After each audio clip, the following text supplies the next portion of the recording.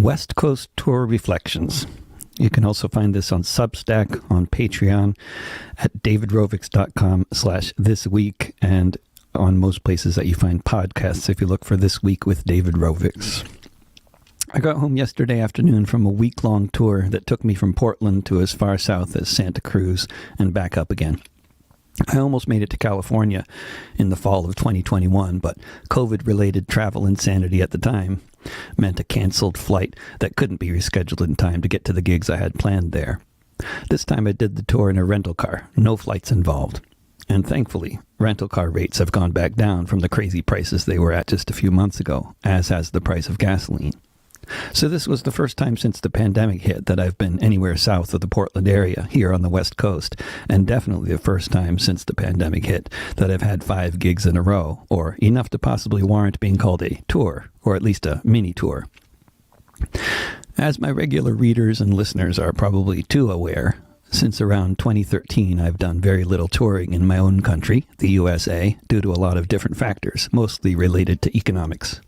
A chronic lack of support for the arts here, combined with vanishing venues, Spotify starting their free tier, skyrocketing costs for everything with precipitously falling earnings per gig, and the collapse of most of the various social movements or political tendencies I used to play for all the time here in the US. I still tour in Europe a lot, and I'll be doing more of that soon, and writing about it surely. But at this point, doing gigs in my own country has become a particularly special thing that happens only rarely, so when it does happen, perhaps it provokes even more rumination than touring in places I visit more often might do. There are certainly good friends in Europe that I don't manage to see every time I'm there, but for the past week, every day has involved seeing old friends who I hadn't seen in physical form, or in some cases in any form, for many years. Every day has also involved seeing places I hadn't seen in years, which were once very familiar. On Wednesday, December 7th, I walked downtown, picked up the rental car, took it back to my apartment, filled it with various items, and headed south on I-5. The flood of memories began at that point and didn't stop until I got back to Portland.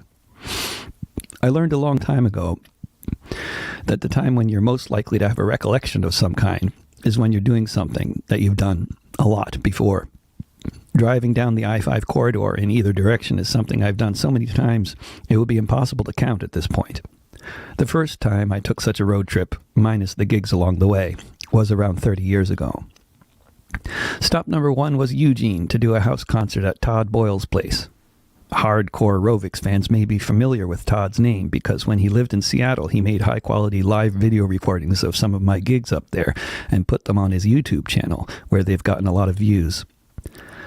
President Bush I nicknamed Portland, Oregon Little Beirut because of how he was treated by the local population when he came to visit in the early 1990s. But by my own personal recollection, Eugene had an even more militant crowd.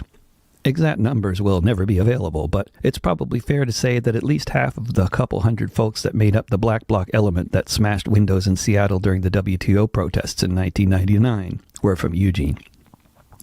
As people may or may not recall, the WTO protests involved around 60,000 people blocking intersections and getting tear-gassed and arrested for doing so, and around 200 people smashing the windows of corporate outlets in Nike Town, who got the lion's share of the press coverage.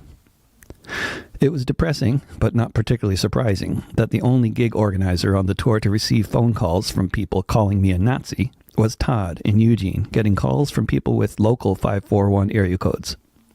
Todd was not dissuaded, since he knows I'm actually against fascism, not for it, as he told the folks who called, who he invited to the house concert to find out for themselves. I met up for an early dinner with a couple of friends who recently moved to Eugene. Among the various interesting things I learned over dinner was the fact that they had invited other local folks to come to the house concert, who informed them that the guy they were talking about, me, was a Nazi.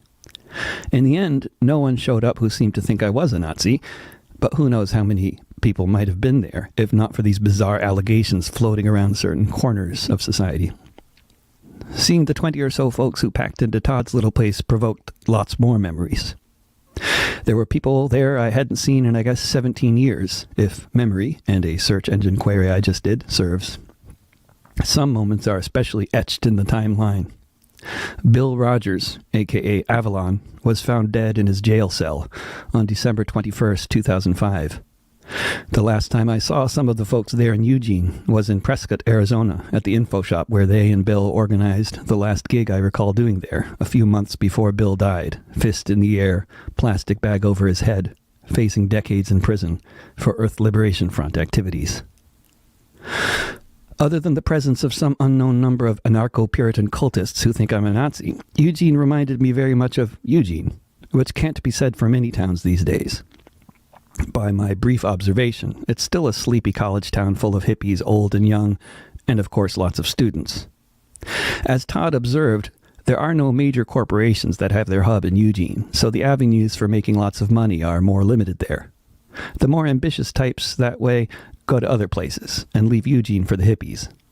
Of course, as with every other second-tier real estate market, prices are rising there too, but it's not nearly as crazy as it is in, say, Portland at this point.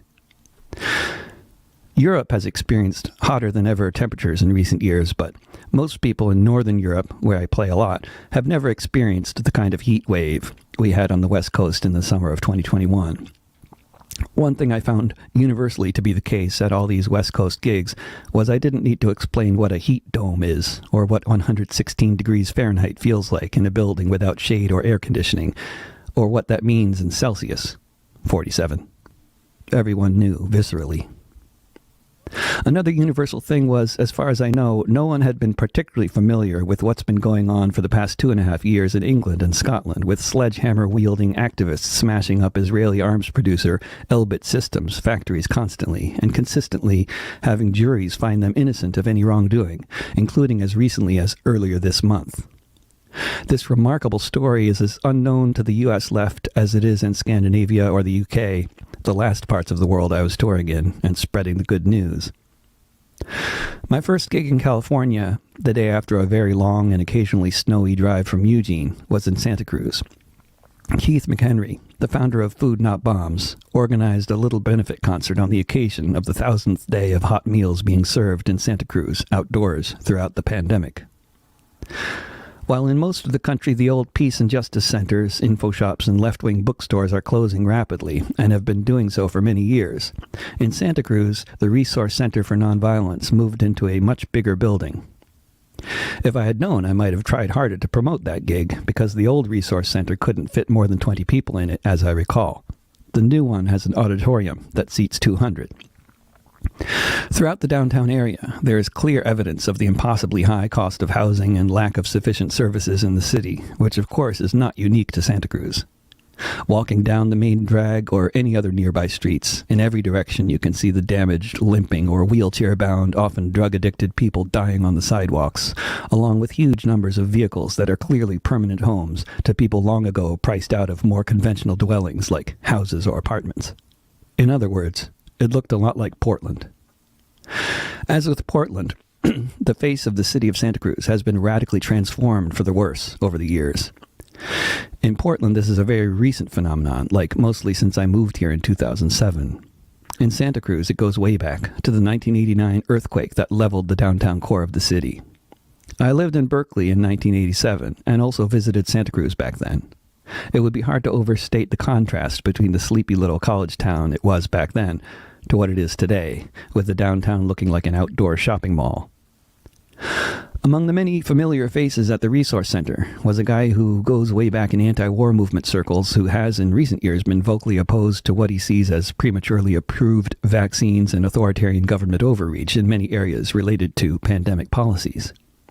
He was wearing a t-shirt that clearly outlined his positions around these things.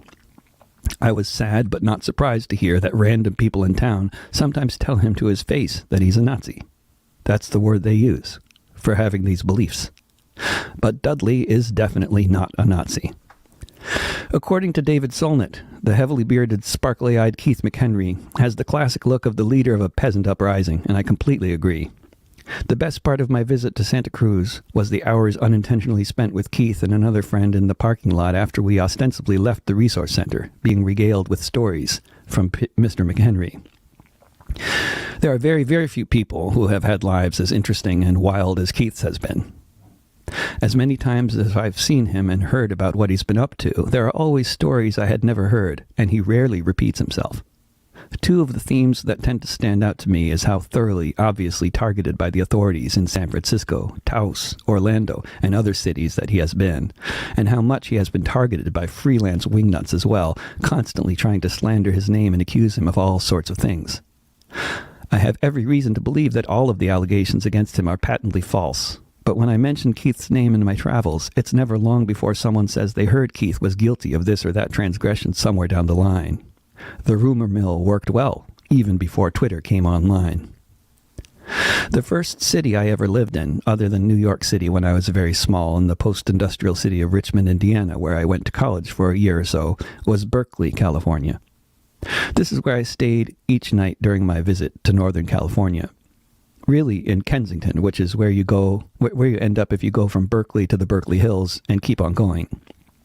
When you get to the end of the line, where there are no more houses or other buildings, you see what looks like a beautiful park, but which is actually the vast lands surrounding the Lawrence Livermore Labs, where, as I sat in my friend's guest room overlooking the ridge where Lawrence Livermore's property begins, I heard on the news about the first successful experiment getting energy from nuclear fusion, which happened while I was there. Also, while sitting in that Kensington guest room, I was alerted to a story in the news about one Cameron Whitten being suspended from his position on the board of a Portland-based foundation he started because of as yet unknown allegations of unacceptable behavior on his part from various co-workers. This story is of particular interest to me because this young man has done immense damage to the careers of some of the best organizers in the city of Portland, most notably Margot Black, founder of Portland Tenants United. Perhaps now all those who unquestioningly believed Cameron's completely vague assertions from an article he wrote 5 years ago will think twice before they do that again, next time someone makes vague assertions about someone else. I can only hope. The protest plan for last Saturday at Twitter HQ got rained out and postponed till the next week. It wasn't a little drizzle either, but a major rainstorm during the time the protest was to have happened. So the event I organized, this little tour around, wasn't happening, but that's how the cookie crumbles. The rain stopped by mid-afternoon, but I walked around Berkeley in the rain anyway. I brought a big umbrella with me from Portland. Much of the walking I did over the weekend, up till Sunday evening's gig in Berkeley, was with old friends who live there in the East Bay. Most of my friends around there are a bit older than me. I turned 13 in 1980, but they were adults by then. I don't want to exaggerate how many other people on the more anarchist end of the left there are who look at everything the way I do, but I'm far from the only one who seems to think we took a seriously wrong turn a very long time ago, with the embrace of tactics as far back as the 1930s, like dealing with a rising right-wing movement through means of widespread street fighting and campaigns to get events canceled, anti-platforming efforts, which also date back at least as far as the 1930s. As understandable as such campaigns are for any anti-fascist on an emotional level, these tactics have been consistently disastrous. They have only emboldened the right, and perhaps helped in no small part to lead to Hitler's ascension to power in Germany in 1933. But if you question these tactics today in certain circles, you'll be dismissed as a Nazi. No, I'm not exaggerating. It is, as one friend in Berkeley put it, a closed feedback loop. If every time someone in your network of friends and activists who suggests we're going about things the wrong way is going to be dismissed and ostracized as a Nazi, and then kicked out of the scene, canceled, leaving the group with the remaining members who think that street fighting, dumpster burning, and event canceling is the way to go about making social change, then it's inevitable that this group will become more and more insular and cultish. Folks in the Bay Area who are familiar with the scene in the Pacific Northwest tend to think the element of the anarchist scene that has totally lost the plot is very heavily concentrated in these parts, and I wholeheartedly agree. We need to win arguments and organize proactively, not spend our time attacking the bad people and making them more popular. While it's not hard to find bizarre sectarian behavior and identity politics in the Bay Area, every time I go back there, the presence of multiple generations of left-wing society actively engaged in the scene is very evident. In Portland, it seems that half the people I meet just moved here a few months ago. In the Bay Area, by contrast, there are many left cultural institutions still there since they were formed during the 1960s Renaissance or during the punk wave in the 1980s. Other local cultural institutions in the East Bay, such as the one I played in last Sunday, opened much more recently. Many of them are in a particular neighborhood near the Berkeley-Oakland border, where there used to be many more such institutions, in an area where there is now a conspicuously large 4-lane road. Lest anyone get the impression that paving over left-wing institutions is not also a Berkeley tradition, the battle over People's Park continues. An iconic struggle dating back to the year I was born, things are not looking at all good for our side. The university appears to be on the cusp of finally driving out the multiple generations of activists who have kept the park a park over all these decades. The trees have been cut down and are currently lying on the ground, along with a bulldozer, which is currently surrounded by folks in tents trying to stop progress one more time. Eric Drucker is the most recent brilliant artist to make a poster for the resistance to the bulldozing of the park. Amid the neighborhood with places like the La Peña Cultural Center and the Art House Gallery and Cultural Center is the Long Hall Info Shop, where the Slingshot Collective was having a meeting when I dropped in. I have a piece in the current issue, incidentally. Across the street from there is the Irish Republican pub and music venue, the Starry Plough, where another old friend, Ed Bio, had arranged for us to have dinner with several members of the family of P.D. Perez, a young man who was shot to death by the police in Richmond, California, in 2014.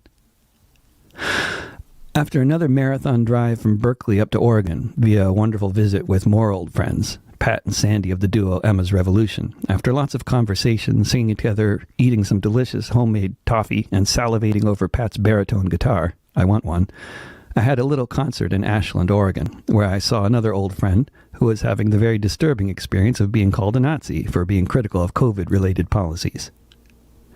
The folks organizing the show in Ashland were involved with the local community radio station, among them Jason Hook, whose home was destroyed by fire when so many others in southern Oregon were in latter 2020.